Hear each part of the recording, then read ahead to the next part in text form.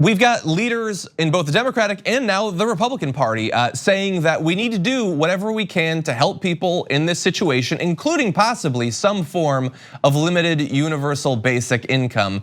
But not everybody on the right is buying it. Here's Tucker Carlson.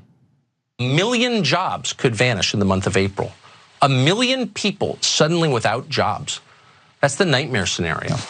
Countries with high unemployment are desperate countries, and more ominous, they are unstable countries, always. You don't want that.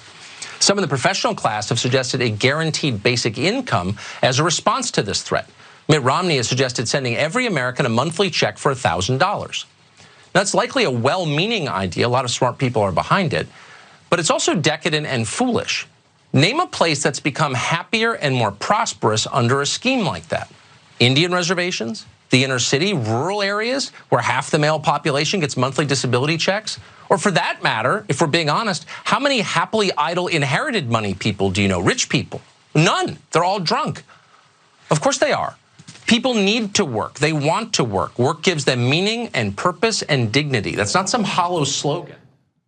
Okay, so yeah, how many idle rich are happy, said heir to a fortune Tucker Carlson who talks for an hour a day into a look. This is my job. It's pretty idle. I'm gonna keep it real, but he gets paid far more than me.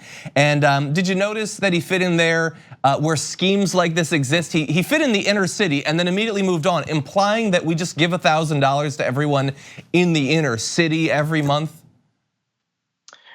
Yeah, yet again, Tucker's racism and bigotry, he has to force it into every issue because that's often the scare tactic, and that plays into the welfare queen stereotype. No, I mean, it's also we're going to see a serious economic downturn where millions of people could lose their jobs. There is no safety net to prepare for that. And that we have people like Mitt Romney, of all people, advocating for some sort of UBI or some sort of direct injection of cash to the consumer class, the driving force of the economy, the middle class and working people. Yeah. That should really show what people expect. But Tucker sitting on his tens of millions of dollars, the owner of a private jet, someone who gets paid a ridiculous amount of money to shout into a camera an hour a night. He thinks that's a bad idea. It really demonstrates his privilege, his disconnect from the issue, and how he hasn't really considered the working experience of so many people. Yeah, I'm curious. Some sort of stimulus has happened before. It happened, a decade ago, but not in the form of basically UBI, and in particular, $1,000 a month UBI. Do we owe this to the Lord and Savior of #math? Is this Andrew Yang that created a situation where that's the default proposal that people are going with? I mean, you kind of have to give him credit. I think when you have people who run on single issue campaigns like that, and not just he had a full platform, but he was mostly known for UBI. When you have people who do that, who talk about those issues in single issue campaigns, they help move the ball a little bit. And while he didn't invent the concept, he definitely helped normalize it.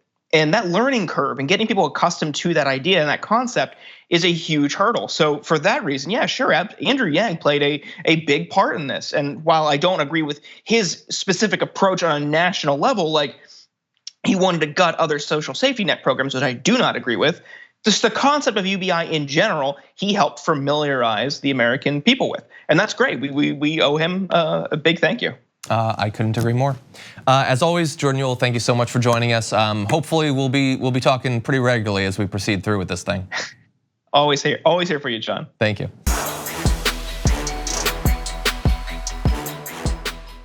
For more political news, breakdowns, interviews, stories of activism, and me trying my hardest to care about the occasional big celebrity news story, subscribe to our YouTube channel at youtube.com/thedamagereport.